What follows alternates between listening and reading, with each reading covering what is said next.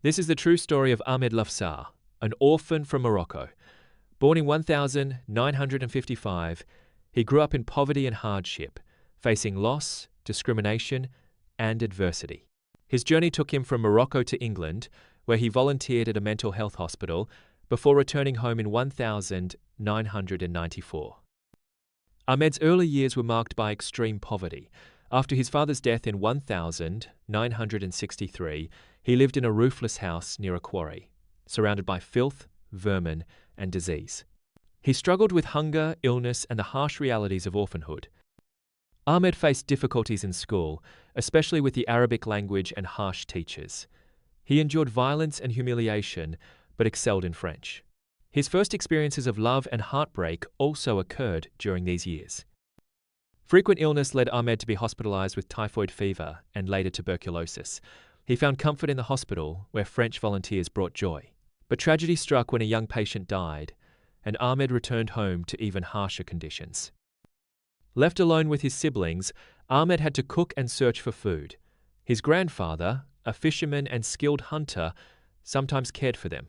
Ahmed relied on the kindness of a wealthy family nearby, whose generosity helped him survive. Ahmed began working in a cafe where he was exposed to crime and vice, including drugs and prostitution. The cafe was eventually raided, and his boss was imprisoned, leaving Ahmed once again without support. After much struggle, Ahmed and his brother were admitted to an orphanage. Life there was structured, with routines and some kindness, but also strict rules and limited opportunities. Ahmed dreamed of escape, inspired by stories of boys fleeing to France. Ahmed planned a daring escape from the orphanage, aiming to reach France by hitchhiking across Morocco. His journey was filled with danger, hunger, and close encounters with strangers, some kind and some threatening. Ahmed's escape led him through Casablanca, Rabat, Kenitra, Tangier, and attempts to reach Ceuta. He faced hunger, homelessness, and even abuse from those meant to protect him. Eventually, he was caught by police and returned to the orphanage. Back at the orphanage, Ahmed was welcomed as a hero. He worked in the kitchen and survived a mass poisoning incident. Over time, he became a night supervisor, but faced injustice and false accusations from a tyrannical boss. Ahmed narrowly escaped wrongful imprisonment thanks to a police chief's intervention. He witnessed his brother suffer a grave injustice, being falsely accused and imprisoned, which left lasting scars on the family. Determined to change his fate, Ahmed studied English and sought opportunities abroad. After many rejections, he secured a voluntary position in England through CSV, overcoming bureaucratic and financial obstacles to make the journey.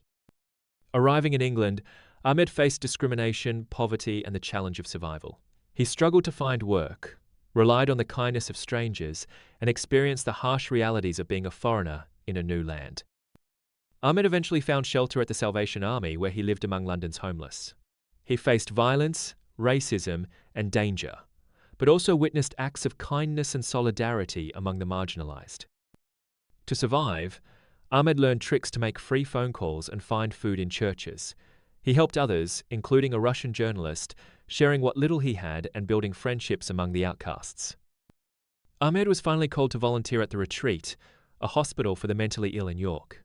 He faced cultural differences, workplace challenges, and discrimination, but also found moments of kindness and learning. Ahmed attended English parties, received invitations from church leaders, and navigated complex relationships with colleagues. He reflected on cultural differences, especially regarding gender roles, relationships, and social expectations. Working at the retreat, Ahmed befriended patients and learned from their experiences. He attended university lectures, expanding his knowledge and understanding of mental health and human behavior. Ahmed experienced racism and discrimination in England, both subtle and overt. He realized that acceptance was often tied to social status and wealth, and that prejudice existed in all societies, including his own. Returning to Morocco, Ahmed found his homeland changed and chaotic, but he did not regret coming back. He valued the dignity and belonging of home over the material wealth and alienation he experienced abroad. Ahmed Lafsar, born in 1955 in Safi, Morocco, volunteered in England and returned home in 1994. His story is one of resilience, survival, and the search for dignity across cultures and continents.